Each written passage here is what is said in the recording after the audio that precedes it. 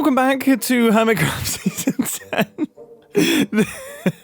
This might be the worst skin I've ever had. This is meant to promote my new merchandise. Who's going to buy this? The color of the printer is way too close to the color of my skin. It looks like I've got like a cutout. Oh my goodness, there's a volcano forming. I never thought I would see the day. It's actually happening. In fact, lots of things are going to be actually happening over the next couple of weeks, and we'll get onto that in a little bit. But before we do, I have to head into my redstone testing world because I've got some letters to discuss. In the previous Hermitcraft episode, I presented these absolute works of art, and oh my goodness, did I get a barrage of condescending, snarky comments calling me stupid. Calling me stupid for designing my X like this when I should just do it like this. Calling me stupid for doing my V in this very strange way instead of just doing this. Calling me stupid for not doing those things on a 7-segment display. A 7-segment display, that's a curious name. It almost suggests that I only have control of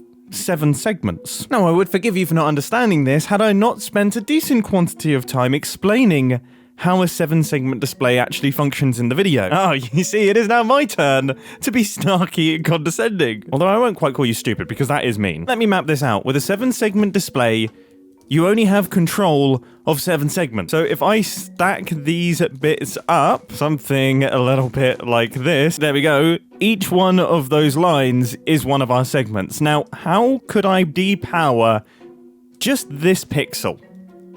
Please explain to me how I could depower just that pixel without also depowering this entire segment and this entire segment. You can't. That's why it's called a 7-segment display, not a 5x3 pixel display, or a 7-segment display with 6 extra segments that I can independently control. And why didn't I do any of those other things? Well, because it makes the redstone exponentially more complicated, adding a lot of bulk to both the decoder and also the encoder. In summary, I am very happy for people to make suggestions down in the comment section. I often end up using them, but please try your best to do it nicely. With that being said, clearly the mean comments work, because now I'm going to spend a few hours trying to work out how to make these letters better. And here's the thing, when I started building this thing, I was 99% certain that it wasn't going to work, and I was going to be spending this section of the time-lapse voiceover explaining that we were going to be sticking with the 7-segment displays, and the ugly letters were going to be staying, and we were all going to have to learn to live with that. But then, things started to actually work. So I decided I was going to go for a 5x3 pixel display. We've got 15 segments, I guess. Each one of the pixels can be powered on independently, giving us tons of versatility. And things started to work when I realized that we're using trapdoors for this, and they are transparent blocks, and they don't have quasi-connectivity issues, which means I've got a lot of versatility for powering them, which means I can actually spread out a lot of the inputs, which gives me lots of room to do all of the locking repeaters and do all of the timings, which will allow the shift register to work so that we can actually display information on this thing. And it came together really, really well with kind of no major issues. I'm not gonna lie, I'm incredibly happy with this thing. So I've just spent some time mapping out where all of the pixels go on this machine, and I'm hoping I should have just programmed in a K. I'm really, really curious to see how this ends up looking. There it is. Oh my goodness, that is so much better. Oh my goodness, that actually looks like a K. That's actually good. That is so much better than it was before. I don't even want to look at this. I don't want to look at this anymore. So now if I program in an X, so we've got top right needs to be powered, the top left needs to be powered, top middle left, none of these need to be powered, middle right doesn't need to be powered, but the middle does. Middle left doesn't need to be powered. Bottom middle left. Bottom middle doesn't, but bottom middle right does. Bottom right, bottom middle, bottom left. This should be an X, I'm hoping. I forgot to replace this observer, but I got it in just in time, and we've got ourselves an X. Yes! Hey, this is actually cool. This is actually cool. So we're just sending pulses up through this single redstone line. This can all go down under the ground. This is the only thing that we need to build above ground, which means we can still construct quite a nice structure around this thing. And we've got loads of versatility. Tons of versatility. So all I need to do is set up a little circuit, like a little latch type thing, which resets this observer each time, and then painstakingly program in each of the pixels that need to be powered for every single letter. This was quite painful doing the 7 segments. Now we have twice as much and then some. This upgrade has also made the build significantly more expensive. But that's fine. Let's hop back onto the Hermitcraft server. Gem has absolutely made my terraforming look bad. I mean, this is ridiculous. In all seriousness, does it change the plan? Not really. I actually don't think it messes with the composition at all. I think once this gets some mossiness on the top of it, it will look really, really good. So now I effectively just have to give it this treatment. Okay, we need a bunch of tuff and, well, a bunch of moss. Do I have a bunch of tuff? Tuff is one of those things that I always feel like I have, but then I absolutely blast through my resources on it. I just realized I'm not wearing any trousers. This is going to be one of those things that is oddly painstaking. Should I be doing anything fancy here? Like, is there anything that I should be doing in this area? I honestly don't know. Right. Nice. Okay, so I've got all of that in place. I think now I should probably do a little bit of terraforming or just something down at the bottom here. Maybe even kind of slope the grass upwards. But I should definitely fill in all of these holes. That's probably thing number one. And I'm still not 100% certain if I'm going to be going with moss in this area or if I'm going to stick with grass. Honestly, don't know just yet. I think the only issue that I can see with going for moss is I wouldn't really know where to stop. But then, I mean, I've kind of got patches of moss down here, and it does work. And in fact, I've got a whole bunch of moss terraforming up here. So no, I 100% should be going with moss and should probably continue the moss up into this area. All of the area has been smoothed out, so let's get to bone mealing. I do genuinely think mossing areas is one of the most satisfying game mechanics in Minecraft. Like that, they could have done this anyway. It didn't have to be like this, but I'm so glad that it is like this. Immediately, way too much grass. But other than that, very, very good. I swear, I say this almost every single episode, but this tiny change here has made an enormous difference. Immediately, this area looks like it's part of the base. It looks like part of the build. It looks good. I'm actually so excited to get this plateau on. So we just need to extend this out and sort of connect it into this area. Oh, do I have to connect it into, do I have to connect it into this? I mean, I'm looking. It definitely feels like I probably should, shouldn't I? It would be so unfair if I didn't. Progress is coming along pretty well. This is a bit of a strange terraforming job at this point in time, because obviously I am going to be covering it all in moss, so it's all looking very stony. But yeah, I'm working my way along this little valley here. One shulker box of stone gone. This is where I'm currently sitting. You know, whenever I do terraforming projects, it gives me a newfound respect for the person that builds Minecraft seeds. I am making the first connection to the volcano. There we go. My base is now connected, so that means I am technically now doing my bit towards the volcano project. I am slightly concerned by how dark I've left it under there. This is definitely going to be a gigantic mob farm, but that can be a future me problem. Yes, here we go. Here we go. We're doing well. Okay, let's fill in this gap. I should probably check. How does it actually look? Yes, it looks pretty good. I don't like some of these kind of single block holes here. They're a little bit noisy. But that's kind of unrelated to what I'm currently working on, to be fair. Oh my goodness. I put all that effort in making my base look good from Joel's perspective. I've just realized it's now completely covered. I color matched it and everything. On the topic of color matching it, actually, I should probably mention my t-shirt. Yeah, I've done a little merchandise collection to honor Hermitcraft Season 10 and all of the businesses and characters in my town. The t-shirt that I'm currently wearing is actually a new Big Ron special. It's the printer one, but there's surplus t-shirts, there's Willie's Woodyard t-shirts, there's Boulder Bros t-shirts, which I'm definitely going to be wearing to the climbing gym. There's a little bit of everything, and a link will be down in the description. This is going to be running until the end of Hermitcraft Season 10. Oh, and I will get on to the end of Hermitcraft Season 10 in a little bit. Here we go. I believe these should be the final blocks in this little terraforming mission. Let's connect all of that up. I would say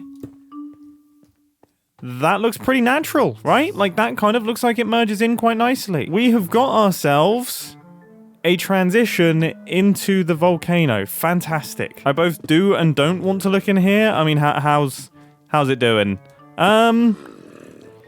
Probably not ideal, no. Again, that can be a future me problem. So now I have an absolutely outrageous quantity of mossing to do, which is now almost all completed.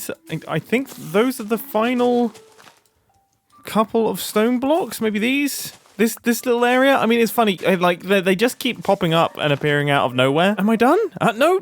There's more. There's more down here. I've tried my best to thin out the foliage as well, so I don't have loads and loads of long grass and loads of azalea trees. This is much more of a kind of neutral landscape, I suppose. And the really cool thing is, because we're in a cherry blossom biome, actually the grass texture and the moss texture are really close to one another.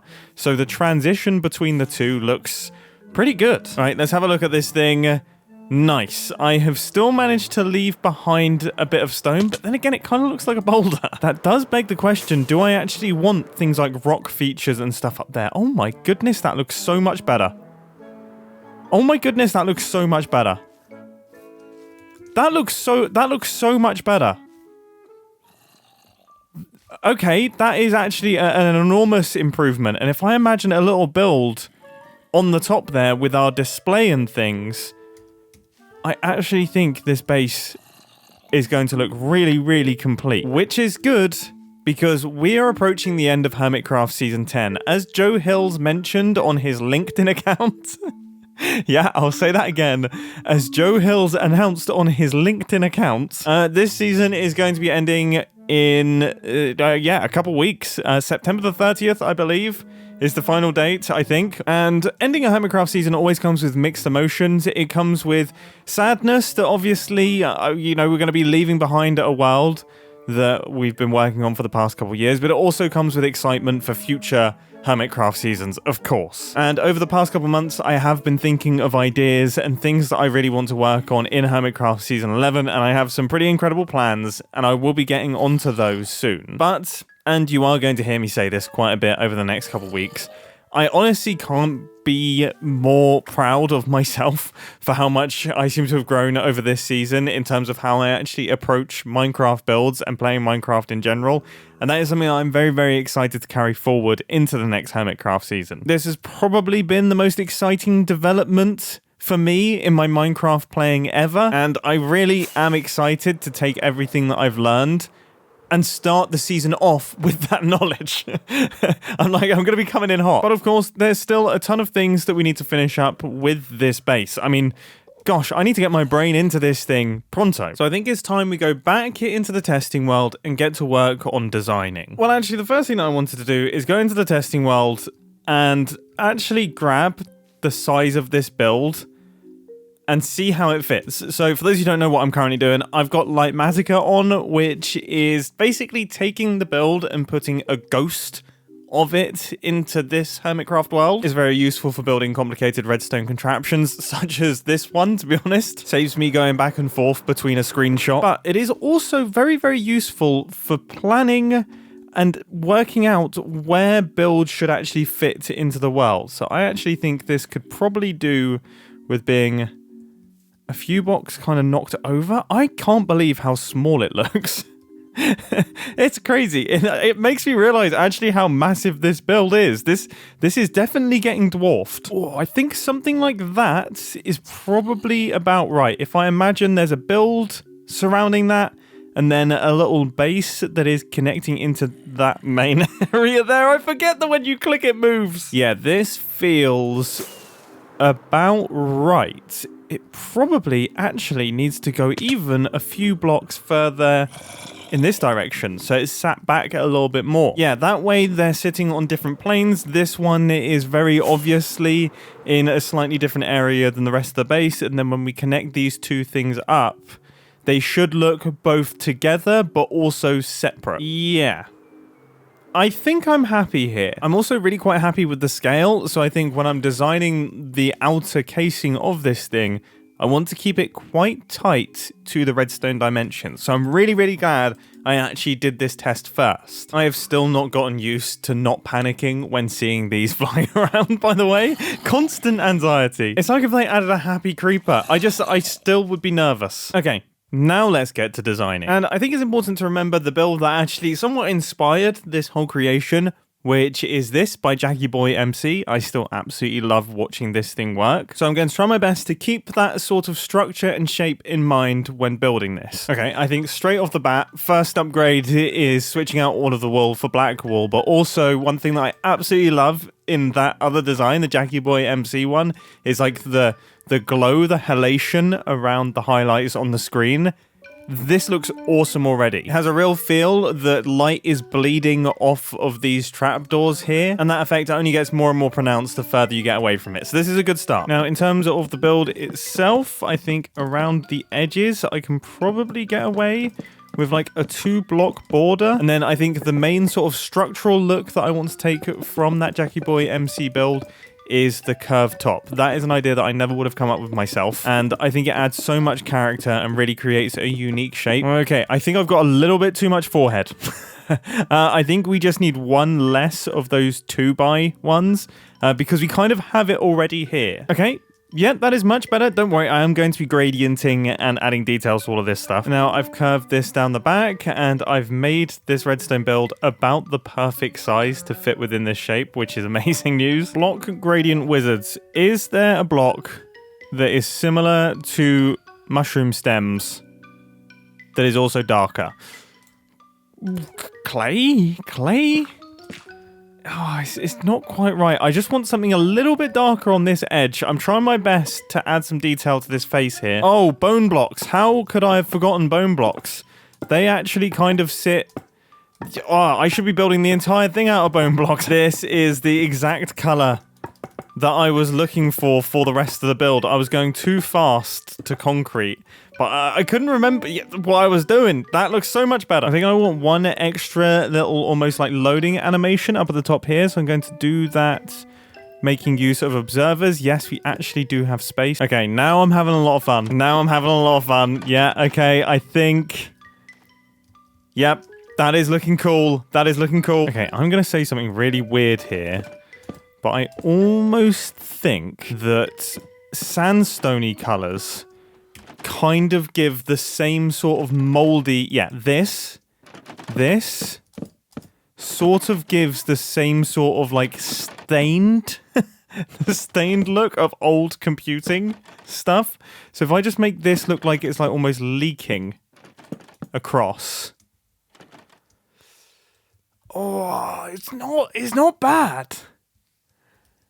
I think it needs to be a tiny bit more subtle. I think it just needs less saturation. Oh, I can't find anything. You know what? I've just thrown some grey glass on, and I actually think that is having the effect that I want, and it's barely noticeable as being like an addition to the front from any meaningful distance away. I think I'm getting towards the end of the finishing touches now.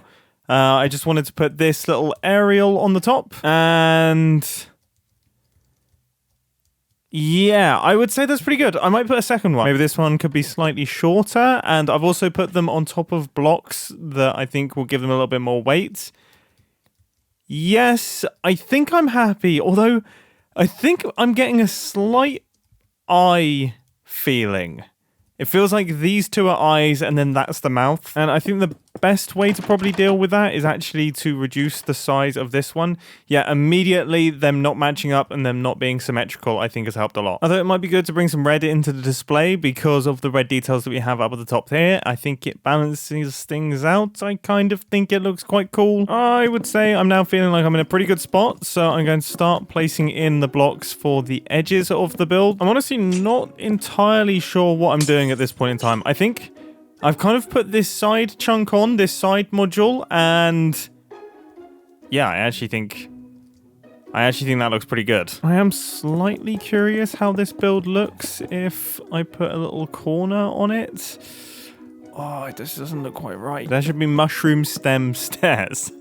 I'm going to make that incredibly niche request. Right, let's build up a sort of stand, and I've come up with an idea for this. I'm hoping that a pretty aggressive taper underneath should then kind of add to the feeling that the edges are curved, even if they're not. How does this feel? It's kind of a bit of a funny one. Ooh, I actually... quite like that. I think, as always, just a tiny little bit of variance in the texture could actually go a long way here. I think the only thing that looks a little bit weird is this area up at the top, but I've tried knocking the blocks off the edge to give a slight taper to this side, and I actually think it makes it look cooler from the front and also the side. I think the only thing that I have to do is rotate these bone blocks a bit, or maybe, to be honest, get rid of them entirely. I think, as always, the answer to the problem is stains. The more stains that you can put on a build, the better. That already looks really cool.